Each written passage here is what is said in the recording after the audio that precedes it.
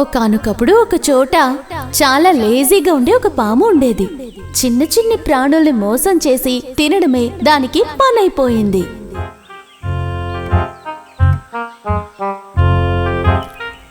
ఓ, కప్పని తిని ఎన్ని రోజులవుతోందో. ఈ రోజు ఎలాగైనా ఒక్క కప్పనైనా మింగేయాలి. దానికి ఏదైనా మార్గం దొరుకుతుందా? దొరకకుండా ఎలా ఉంటుందిలే.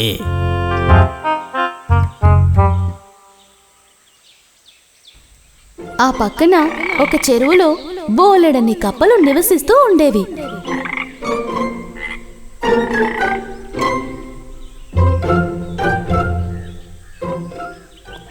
ఆ ప్లేస్ వైపుగా ఆ పాము వెళ్ళింది. మరి ఆలస్యం చేయకుండా వెంటనే వెళ్ళి అక్కడికి చేరుకుంది. బాబోయ్, పాము!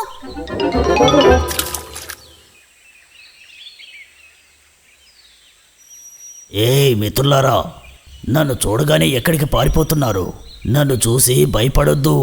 నేనేమీ మిమ్మల్ని భయపెట్టడం కోసం ఇక్కడికి రాలేదు.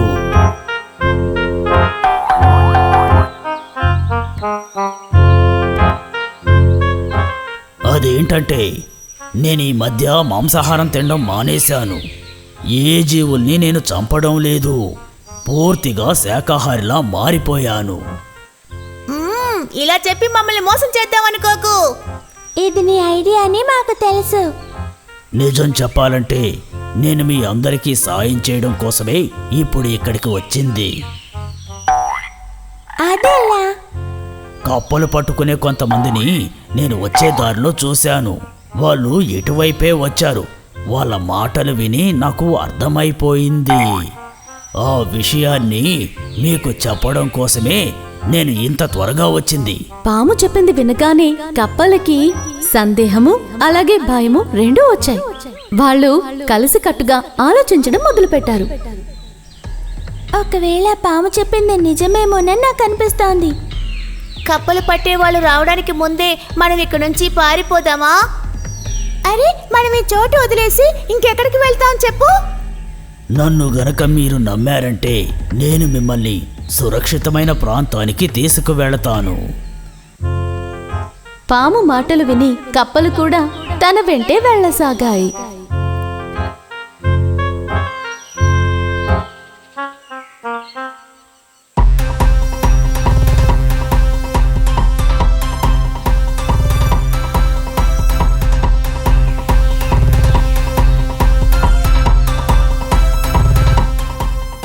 ఒక్క కప్పని తినాలని కోరుకున్న నాకు ఈరోజు 1 డజన్ కప్పలు దొరికాయి. హాహా.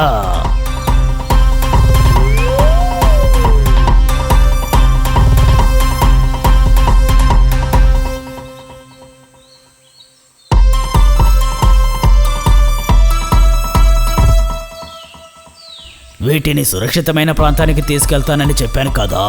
ఆ సురక్షితమైన చోటు నా కడుపన్న సంగతి వీటికి తెలియదు. ఏంటి ఏదేదో వాగుతున్నావు? నీకేదైనా సమస్య ఏంటి?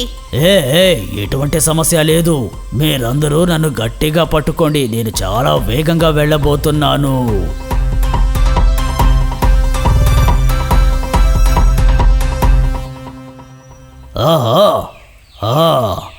ఈ గుహలోకి వెళ్తే చాలా బాగుంటుంది. దారిలో కనిపించిన ఒక గుహలోకి ఆ పాము వెళ్ళడానికి ప్రయత్నించింది. కానీ మీరెందుకు ఈ గుహలోకి వెళ్తున్నారు?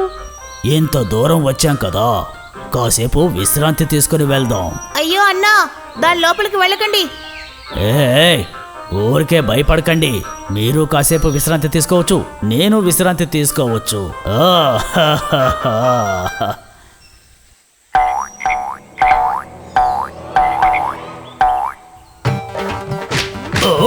వద్దు, కొట్టద్దు. అరే కొడకొద్దు.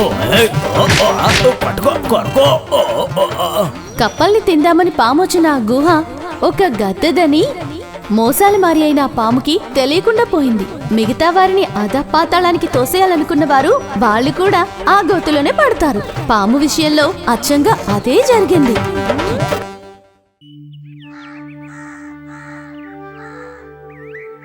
వలియూర్ కున్ను అనే గ్రామంలో దాము అనే ఒక రైతు నివసిస్తూ ఉండేవాడు.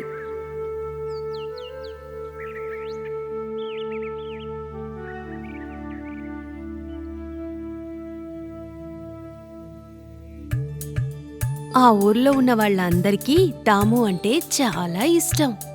ఎందుకంటే ఎంతో కష్టపడి పనిచేసే చాలా మంచి వ్యక్తి.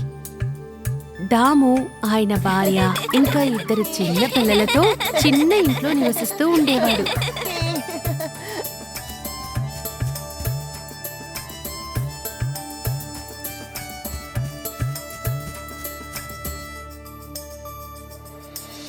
దాము ఇంకా తన కుటుంబం తన ఇంటికి పక్కనే ఉన్న ఒక చిన్న స్థలంలో కూరగాయల్ని పండించి వాటిని అమ్మగా వచ్చే డబ్బుతో కాలం గడుపుతూ ఉండేవారు.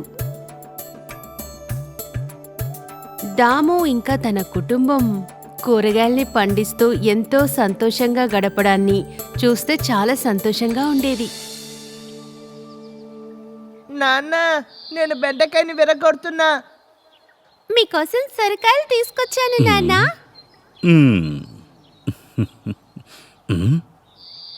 అరే, ఈ పొట్లకాయ ఇంకా సరిగ్గా పెరగలేదు. వీటిని వచ్చే వారం కోద్దాం. పిల్లలు జాగ్రత్త, కింద పడకుండా ఆడుకోండి.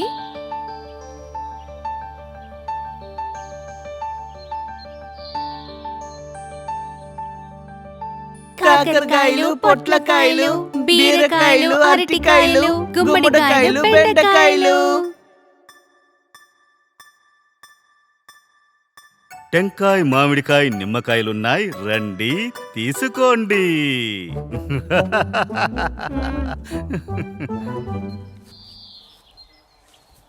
నాన్న, నేను మీకు చెప్పిన పుస్తకాన్ని కొనుక్కు రావడం మర్చిపోకండి.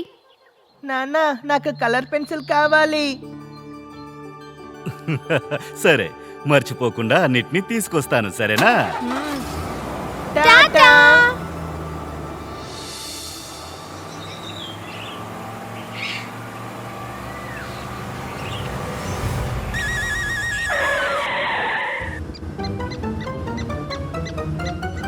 అరే, నీకేమైంది? భయపడకు, సరేనా? వచ్చి తీసుకెళ్ళు.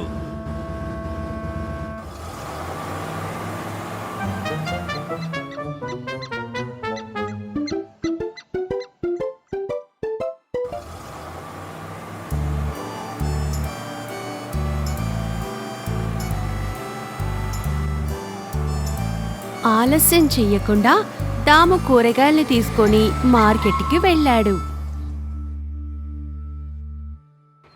దాము పండించిన కూరగాయల్ని ఎప్పుడూ ఒక కొట్లో అమ్ముతూ ఉండేవాడు. రాదాము, ఎలాగున్నావు? నేను చాలా బాగున్నానన్నా. నాకొచ్చే కస్టమర్స్ అందరూ నువ్వు తీసుకొచ్చే కాయగూరల్ని చాలా ఇష్టపడుతున్నారు. ఇది బాగుందని కూడా చెప్తున్నారు, తెలుసా? అన్నా, నా పొలంలో నేనెప్పుడు రసాయనాలను ఉపయోగించకుండా కూరగాయల్ని పండిస్తున్నాను. వాటికి బదులుగా ప్రకృతి ఎరువుల్నే వాడుతున్నాను. ఏదేమైనా దాము, నీ కాయగూరల వల్ల నా వ్యాపారం కూడా బాగా పెరిగింది. మనం మంచి వస్తువుల్ని అమ్మితే ప్రజలు కూడా వచ్చి కొనుక్కుంటారు కదా. అవునవును.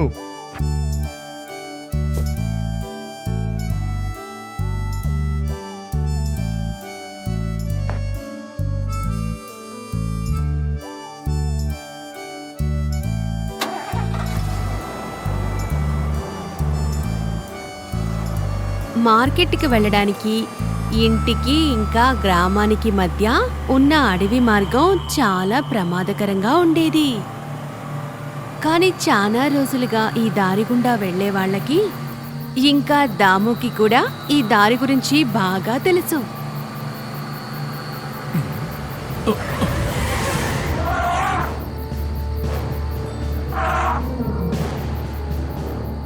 అరే, ఈ ఏనుగు దారి మధ్యలో నిలబడి ఏం చేస్తుందో తెలియట్లేదే.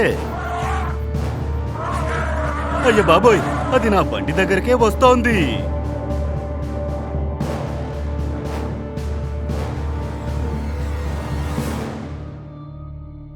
అరే, ఇదేంటి? ఏనుగు కళ్ళల్లో కన్నీళ్ళొస్తున్నాయి. సరే, ఏంటోలే, ఏదేమైనా నేను వెళ్ళి చూస్తాను.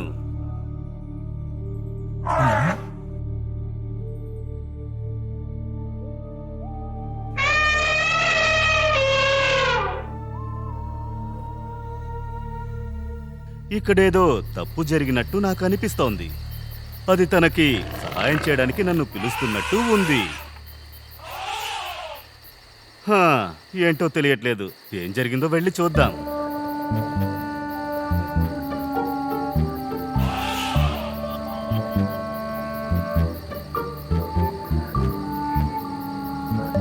అరే, ఈ ఏనుగు నన్ను ఎక్కడికి తీసుకువెళుతోంది?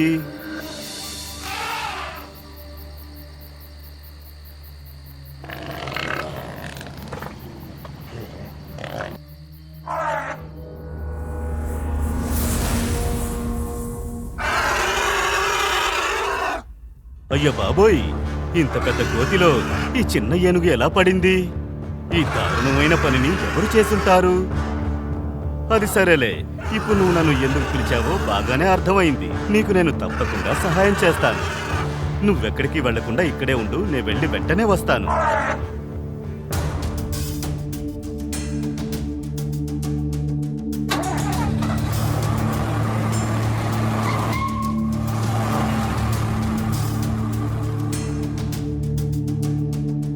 దాము చాలా త్వరగా ఆ ఏనుగు పిల్లని కాపాడడానికి ఫారెస్ట్ ఆఫీసర్స్ ని తీసుకొని అక్కడికి వచ్చాడు.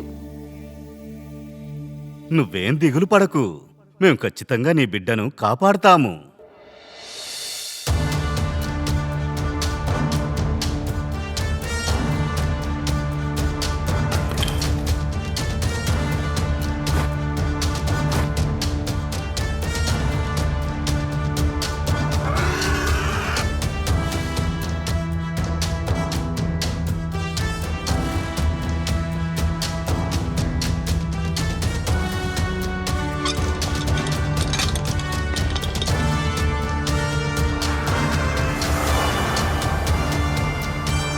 లాగండి.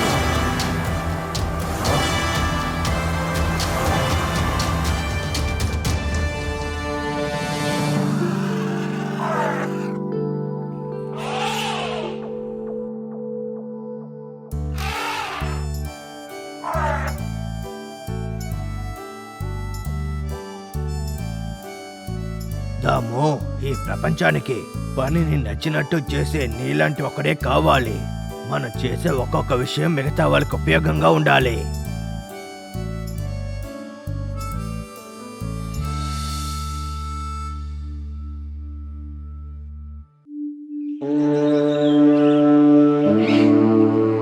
ఒక పాపిష్టి గాడిద మనసు పూర్తిగా చాలా దుఃఖంతో చాలాసేపు అడవంతా తిరుగుతూ ఉంది. నేను బుద్ధివంతుడిగా మారిపోతాను, నాకు కూడా బుద్ధి వస్తుంది.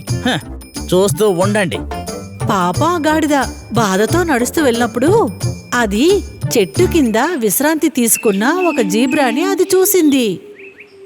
ఏయ్ మిత్రమా, అరే లేవయ్యా. ఆ చిన్న జీబ్రా చాలా గాఢమైన నిద్రలో ఉంది. నిద్రలో లేపినందుకు చాలా కోపంతో ఆ జీబ్రా చెప్పింది,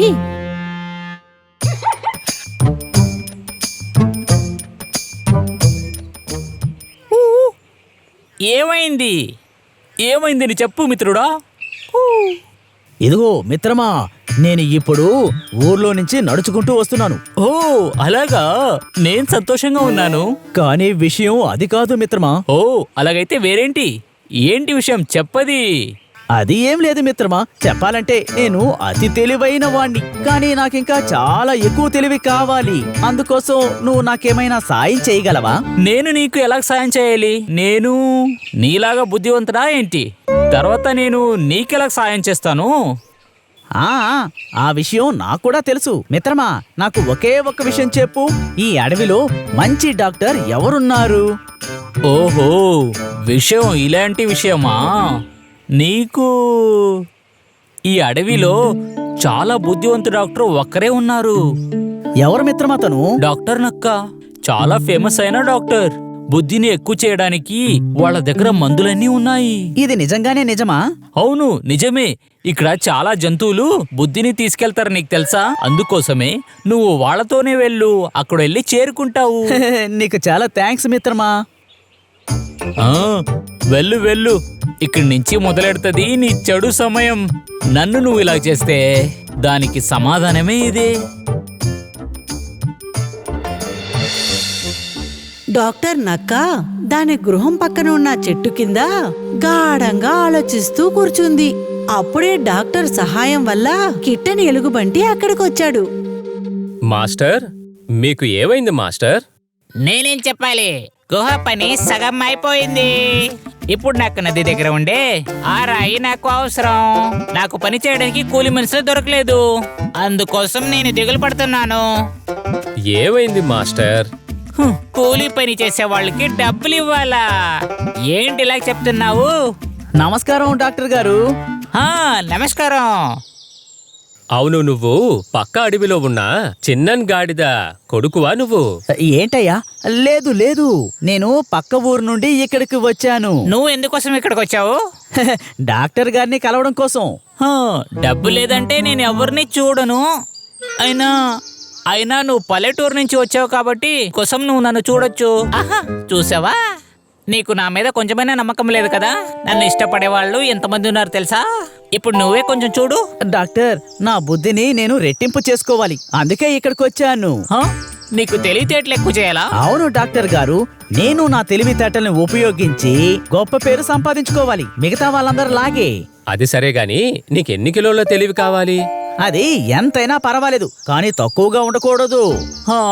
అలాగైతే నీకు తెలివితేటలు ఎక్కువ చేయాలా? మరి అది కిలోగ్రామ్లోనా? అది ఒకవేళ ఉండుంటే నాకు పాట డాన్స్ నేర్పించండి. దీన్ని ఉంచుకుని నా గుహ పని అంతా చేసుకోవచ్చు.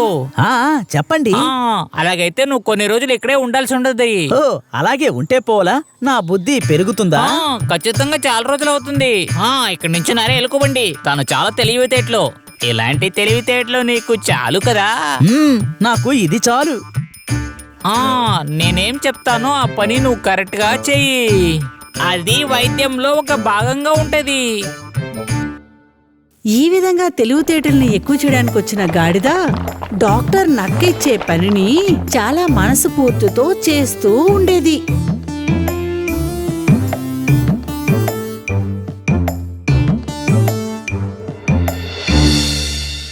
కొద్ది రోజుల తర్వాత ఒక రోజు సాయంకాలం నేను అనుకున్న ఈ గుహ పని ఈ మూర్ఖంగా ఉండే గాడిదతో అయిపోయింది. ఇప్పుడు చుట్టుపక్కల ఉన్న పరిస్థితిని సరిచేయాలి. మాస్టర్, అరే అరవేకు, నాకు బాగానే వినిపిస్తుంది. ఏం చెప్పాలంటే నువ్వు చెప్పు. ఆ గాడిద తెలివితేటలు ఎంత ఎక్కువయ్యింది? సగం తెలివితేటలు ఎక్కువైంది. ఇంకా కొన్ని రోజుల్లో తెలివితేటలు చాలా ఎక్కువ అవుతుంది. నాకన్నా దానికి తెలివితేటలు ఎక్కువైపోతుందా? అరే నేనెలా చేస్తానా? ఈ అడవిలో అందరికన్నా నీకే చాలా తెలివితేటలు ఉన్నాయి.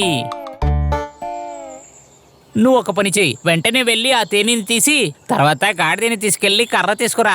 సరేనండి మాస్టర్. ఇలాంటి వెధవలతో నేను చాలా నెమ్మదిగా ఉన్నాను.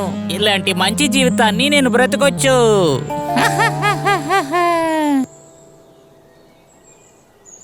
ఎలుగుబంటి బ్రో, నాకో విషయం చెప్తావా? నేను ఇక్కడికొచ్చి చాలా రోజులయ్యింది. నేను ఇంకా కొన్ని రోజులు ఇక్కడే ఉండాలా నా బుద్ధిని పెంచుకోవడానికి? ఏ సందేహం వద్దు, నువ్వు ఇక్కడే ఉండి తీరాలి. నువ్వు ముందెళ్ళు, నేను తేనె తినేసి వెనకాలే వస్తాను. అమ్మా, నా వీపంతో నొప్పిగా ఉంది. ఒక రంగురంగుల చిలక ఒక రొడ్డ మీద కూర్చొని ఇవన్నీ చూస్తూ ఉంది. ఆ చిలక ఎగురుతూ ఆ గాడిద దగ్గరికొచ్చి ఇలా చెప్పింది. ఒక విషయం చెప్పు, ఈ చోట్ల నేను చూస్తూనే ఉన్నాను, నీకు తెలుసా? ఈ అడవికి నువ్వు కొత్త? లేదు లేదు, నేను గ్రామం నుండి వచ్చాను. ఎందుకని? గాడిద ఆ రంగురంగుల చిలకతో నువ్వు అడవికి ఎందుకొచ్చావని అడగసాగింది. అది విని ఆ చిలుక శబ్దంగా నవ్వింది. నిజంగానే నీకు బుద్ధి లేదు తెలుసా? నన్ను మూర్ఖుడు అని పిలవకు. ఇంకా కొన్ని రోజుల్లో నేను ఈ అడవిలో ఉన్న జంతువులన్నిటికన్నా తెలివైన జంతువులా మారిపోతాను. ఇలా చెప్పమని ఆ నక్కే నీతో చెప్పుంటది. నేను నీకొక విషయం చెప్తాను. ఆ నక్క పెద్ద నక్క. అది నిన్ను వైద్యమని పేరులో తన స్వార్థం కోసం నిన్ను వాడుకుంటుంది. లేదు, డాక్టర్ నక్కబావ చాలా తెలివైన వారు. ఆ నక్క నిజంగానే చాలా పిసినారి. అది తనకు కావలసిన పనుల్ని ఖర్చు లేకుండా చేసుకుంటుంది. నిన్ను చూస్తే పాపం అనిపిస్తుంది. లేదు, నువ్వు అబద్ధం చెప్తున్నావు. ఈ అడవి మొత్తంలో ఎలుగుబంటి అన్నయ్య తెలివైన వాడు. డాక్టర్ నక్కబావ నాకు ఎలుగుబంటి అన్నయ్య కంటే ఎక్కువ బుద్ధిని ప్రసాదిస్తాడు. అయ్యో బుద్ధి లేనోడా, ఆ నక్క నిన్ను ఉపయోగించుకుంటుంది. అది నీకు నేను నిరూపించి చూపిస్తాను, రా. చిలుక గాడిద ఎలుగుబంటి దగ్గరికి వెళ్ళాయి. ఎలుగుబంటి అన్నా? ఏమైంది చిలక? మీరు ఈ తేనె డాక్టర్ బాబాయ్ కుండలో ఎలా నింపుతారు? ఇది ఎక్కువైపోతుంది కదా. ఇదా? ఖచ్చితంగా కాదు. నేను ఈ కుండలో నుండి మెల్లమెల్లగా డాక్టర్ పెద్ద కుండలో ఇలా వంపుతాను. ఇదిగో ఈ విధంగా. ఇప్పుడు నాకు అర్థమైంది. నీకు అర్థమైందా? నేను అర్థం చేసుకున్నాను, అంతా అర్థం చేసుకున్నాను. చాలా థ్యాంక్స్ ఎలుగుబంటి అన్నా. ఇప్పుడు మేము బయలుదేరుతాం. అయితే సరే. ఈ మొద్దులకి ఇలాంటి చిన్న చిన్న ప్రశ్నలు వేయాలని ఎలా అనిపిస్తుందో ఏంటో. ఆ బుద్ధి లేనోడికి తేనె కింద పడింది ఇంతవరకు తెలియనే లేదు. చూసావా? నువ్వు చెప్పింది నిజమే. ఆ గుంట నక్క నన్ను బాగా ఉపయోగించుకుంది. పర్వాలేదు, వదిలేయ్. నువ్వు అందర్నీ ఈజీగా నమ్మేస్తావు. అదే నీలో సమస్య. సరే, ఇప్పుడు నేను ఏం చెయ్యాలి? నువ్వు చాలా కష్టపడతావు. అదే నీ దగ్గరుండే ఒక విజయం. అది నువ్వు ముందు తెలుసుకో. ఇప్పుడే అర్థం చేసుకున్నాను. నేను చేసిన తప్పులన్నిటినీ నేను గ్రహించాను. మంచి విషయం. అన్ని జంతువుల దగ్గర ఒక్కొక్క టాలెంట్ ఉంటుంది. అది ఎలా అంటే కోకిలకి పాట తెలుసు, నెమలకి నాట్యం తెలుసు, చేపలకి ఈత తెలుసు, అలాగే పక్షులకి ఎగరడం తెలుసు. మన టాలెంట్ ని తెలుసుకొని దాన్ని ఉపయోగించుకోవాలి. తెలిసిందా? అర్థమైంది. సరే, ఇప్పుడు నువ్వు వెళ్ళి నక్క దగ్గర డబ్బడికి చూడు. నువ్వు కష్టపడ్డావు కదా, దాని ప్రతిఫలం నీకు కావాలి. చిలక చెప్పిన మాట విని ఆ గాడిద నక్క దగ్గరికి వెళ్ళింది.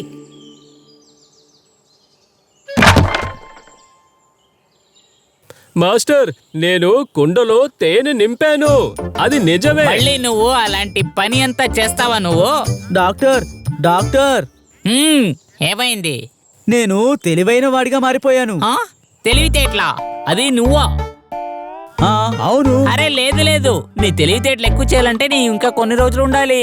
లేదు డాక్టర్, నేను నిజంగానే తెలివైన వాడిని అయిపోయాను. మీకేదన్నా అనుమానమా? అవును.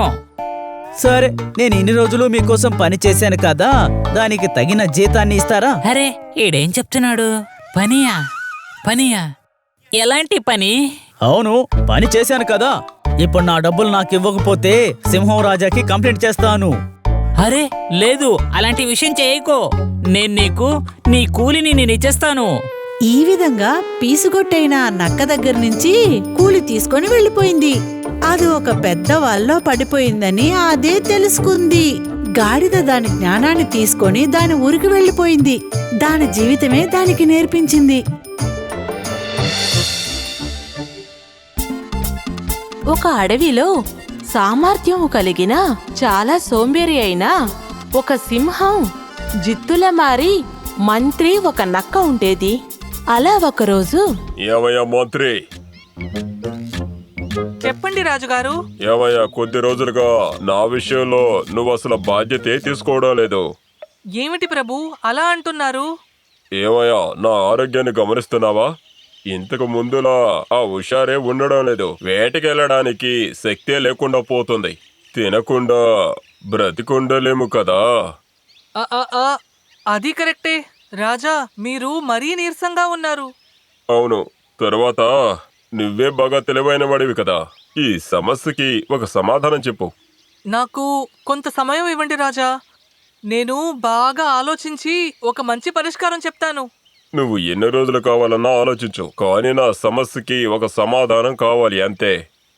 ఆహా, నేను బాగా చిక్కుకున్నాను అనుకుంటా. ఏదో ఒక పరిష్కారం ఇవ్వకపోతే ఇతను నన్ను చంపుకుని తినడానికి కూడా వెనుకాడడు.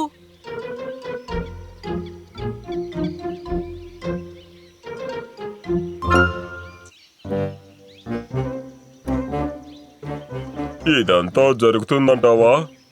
ఎందుకు జరగదో చెప్పండి. ఈ అడవికి మీరే రాజు కదా. ప్రజల మంచి కోసం ఇప్పటి వరకు మీరు వాళ్ళకి ఎంతో చేశారు. ఇప్పుడు మీ ఆరోగ్యం అంతగా బాలేదు. ఇలాంటి సమయంలో మీకు సహాయం చేయాల్సిందెవరు? మీ ప్రజలే కదా. అందుకు ఎంత త్వరగా కుదిరితే అంత త్వరగా ఒక మీటింగ్ అరేంజ్ చేయండి. అలాగే సింహరాజా మంత్రి ఆలోచన ప్రకారం అడవిలో ఉన్న జంతువులందర్నీ కలవమని చెప్పింది.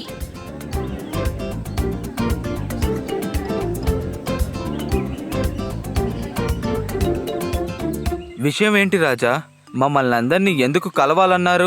కాస్త మాట్లాడకుండా ఉండరా. ఇక్కడ అందరూ ఎలా మాట్లాడకుండా నుంచున్నారో చూసావుగా. అలానే చెప్పు.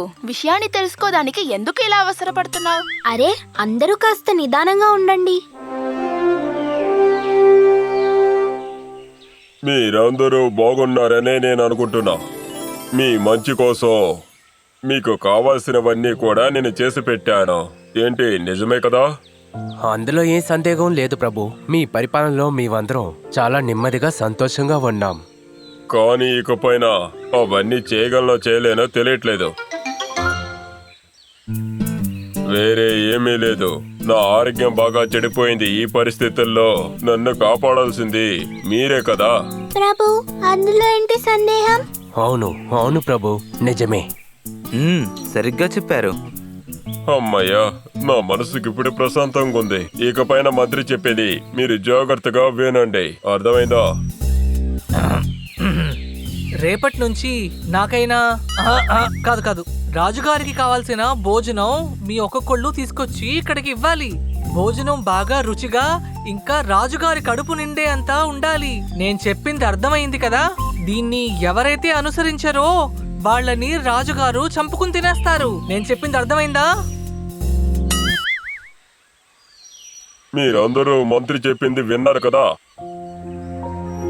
రాజు అతి ఆశకి సమాధానం చెప్పకుండా జంతువులు సమ్మతమే అని చెప్పి చాలా దిగులు పడుతూ మీటింగ్ జరిగిన చోట నుంచి వెళ్ళిపోయారు.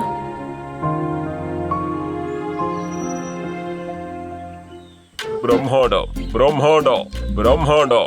ఇకపైన రుచికరమైన ఆరోగ్యవంతమైన ఆహార పదార్థాలు నన్ను వెతుకుంటూ వస్తాయి కదా. అందుకోసమే కదా నేను మీ మంత్రిగా మీతోనే ఉన్నాను. ఇంకా ఒక చిన్న సహాయం మీరు నాకు చేస్తే చాలా బాగుంటుంది రాజా. సరే చెప్పు. మీరు కడుపు నిండుగా తిన్న తర్వాత ఏదైనా మిగిలినది కొంచెం ఉంటే అది నాకు ఇస్తే చాలా బాగుంటుంది. అది నువ్వు చెప్పాలా ఏంటి? నీకు కూడా ఇస్తాను. ఏంటి, చాలా?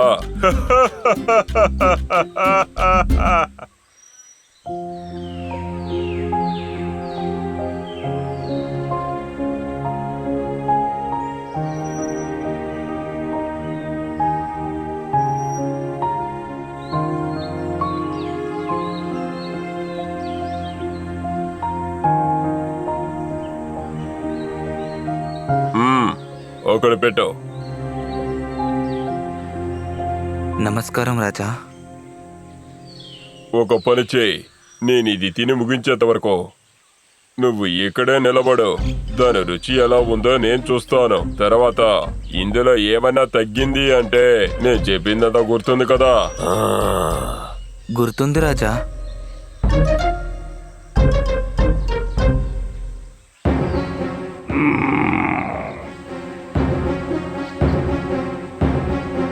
నేను అప్పుడే చెప్పాను కదా, నేను తినబోయే ఆహారం బాగా రుచిగుండాలని అప్పుడే చెప్పాను కదా. అయితే నువ్వు నా కోసం ఏం తీసుకొచ్చావు? అరే ప్రభు, నేను ఇక్కడికి రుచికరమైనదే తీసుకొచ్చాను. ఒకవేళ మీకు నచ్చకపోతే మమ్మల్ని క్షమించండి. లేదు, కుదరదు. నీకు క్షమాపణే లేదు. ఇంకా నా ఆకలి తగ్గనే లేదు. అందుకనే నేనిప్పుడు నిన్ను తినబోతున్నాను. అరేరే, నన్ను చంపొద్దు. ఇంకొకసారి మీరు చెప్పినట్టే భోజనం తీసుకొస్తాను. ఈ ఒక్కసారి నేను నిన్ను క్షమిస్తాను. అందరితో వెళ్ళి చెప్పు, మీ మిత్రులందరితోనూ చెప్పు, నా ఆజ్ఞను మీరిన వాళ్ళకి ఏం జరుగుతుందో తెలుసు కదా. పాప మా గాడిద ప్రాణాలు అరిచేతులు పెట్టుకుని వెళ్ళిపోయింది. తను తన స్నేహితుల దగ్గర జరిగిన విషయాన్ని చెప్పింది. తర్వాత మరుసటి రోజు, ప్రభు, ఈరోజు నేనే మీకోసం అన్నం తెచ్చాను. సరే, అక్కడ పెట్టు. నిన్న గాడిదకి ఏం జరిగిందో నీకు తెలుసు కదా? అవును ప్రభు, నేను తెచ్చిన అన్నం మీకు నచ్చుతుంది అని అనుకుంటున్నా. మీరు ఖచ్చితంగా తినండి.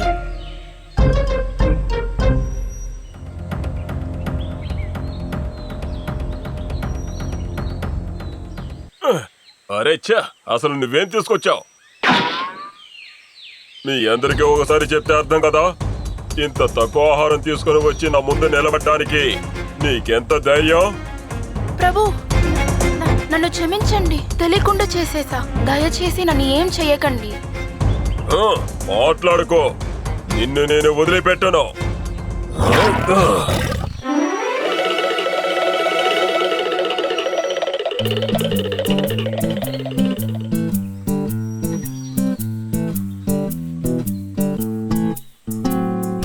అవును ప్రభు, మనం వేసిన పథకం ప్రకారం ప్రతిరోజు మీకు మీ భోజనం సరిగ్గా వస్తోంది కదా. నా భాగం నాకు దొరికితే చాలా సంతోషంగా ఉంటుంది. బాగా ఆకలేస్తోంది, అందుకే అడుగుతున్నా. నువ్వేరా దీనికంతటికి కారణం. నీ అనవసరమైన ఆలోచన. ఎవరు కూడా సరిగా భోజనాన్ని తీసుకురావడం లేదు. 2 రోజులుగా పస్తుతోనే ఉన్నాను. దాని గురించి నీకేమైనా తెలుసా? ఇందులో భాగం కోసం వచ్చావా నువ్వు? వచ్చి బాగా ఇరుక్కున్నట్టున్నామే. ఇప్పుడు ఈ బుద్ధిలేని రాజుని ఏమని చెప్పి సమాధానపరచాలి? ఏం పర్వాలేదు ప్రభు, నేను వెళ్లి వాళ్ళని చూసి పరిస్థితిని బాగా సర్ది చెప్తాను. ఇకపై అలా జరగకుండా నేను చూసుకుంటాను. అవసరం లేదు, ఇకపైన అది అవసరం లేదు. ఎవ్వరూ నాకు భోజనం తీసుకురావాల్సిన అవసరం లేదు. ఎప్పుడూ నాతో ఉండే నీకే నేను ఏమి తింటానో ఏమి తిన్నో పూర్తిగా తెలుసు. అందుకని రేపటి నుంచి నువ్వే నాకు భోజనాన్ని తీసుకురావాలి. ఏంటి? అరే రే, కథ ఇప్పుడు అలా తిరగబడిందా? ఇది నేనిచ్చిన ఐడియా కదా.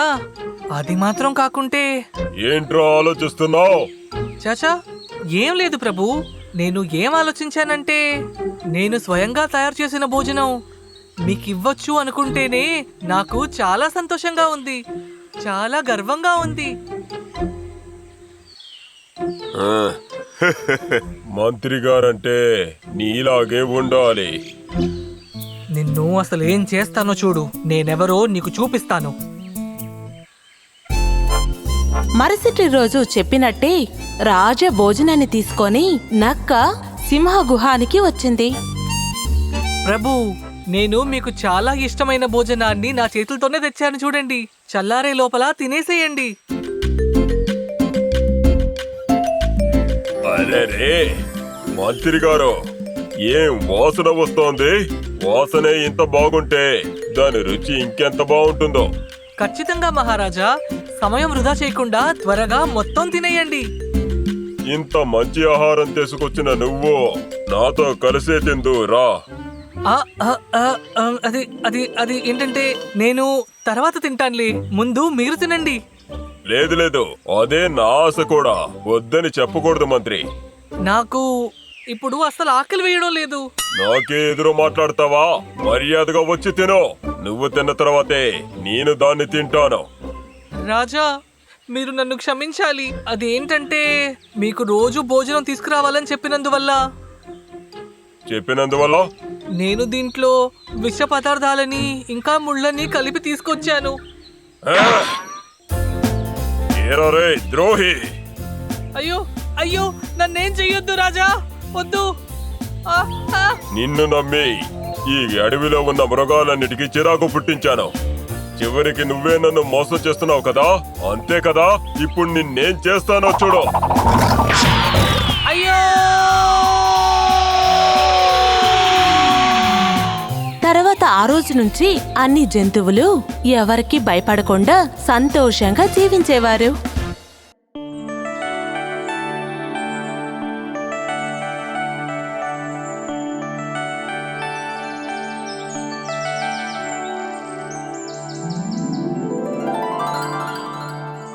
నాన్నగారు వచ్చారా? ఇది ఇలా ఇవ్వండి. నీకిది బా అనిపించిందా మలొట్టి? ఇది మాకు అస్సలు నచ్చలేదు. వావ్, టెడ్డీ బేర్ ఎంత బాగుందో.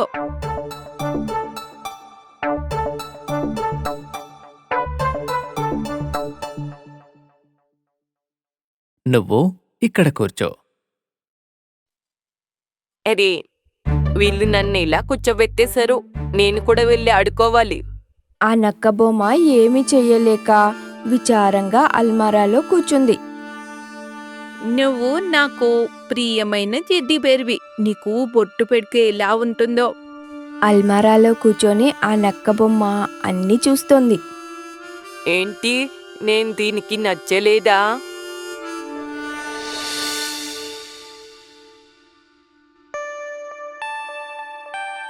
ఇక్కడే కూర్చో, నేను ఇప్పుడే వస్తా.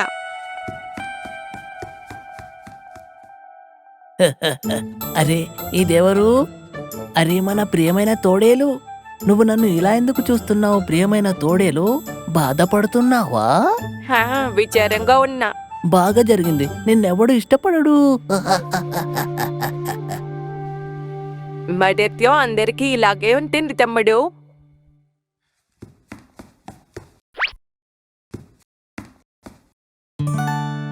టెడ్డీ బేర్, నువ్వు ఇక్కడే కూర్చొని ఉండు.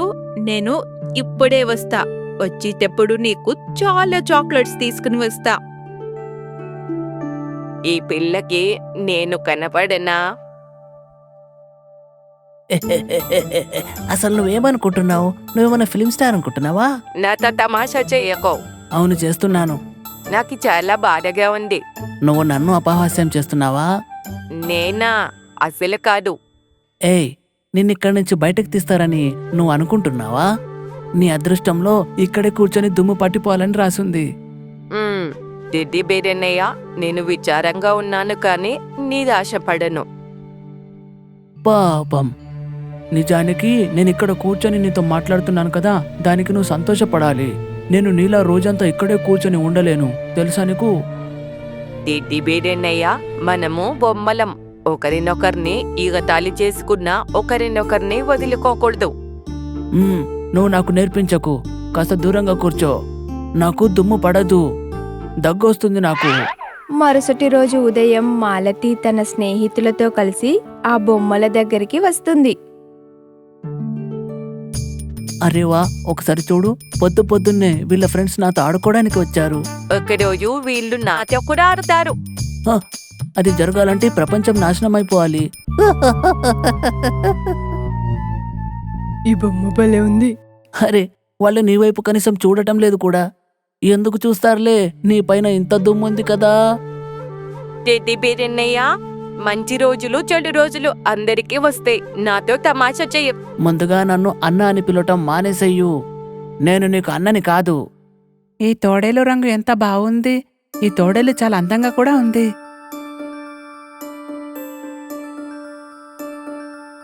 మరి ఈ టెడ్డీ బేర్ బొమ్మ బాలేదా? నాకు ఆ నక్క బొమ్మ చాలా నచ్చింది. నాకిస్తావా? లేదు లేదు, నాకు ఈ నక్క బొమ్మ చాలా ఇష్టం. ఎంత ముద్దుగా ఉందో చూడు. నక్క బొమ్మతో చాలాసేపు ఆడుకున్న తర్వాత తిరిగి ఆ నక్క బొమ్మని ఆ అల్మారాలో పెట్టేశారు. నా ప్రియమైన నక్క బొమ్మ, నువ్వు ఇక్కడే కూర్చో, ఇప్పుడే వస్తా. నేనిప్పుడు నిన్ను అన్నయ్య అని పిలవచ్చా? పిలవచ్చు. నేను నీకు చెప్పా కదా, అందరికీ మంచి చెడు రోజులు వస్తాయి. అందరికీ సంతోషపడే సమయం కూడా వస్తుంది అని.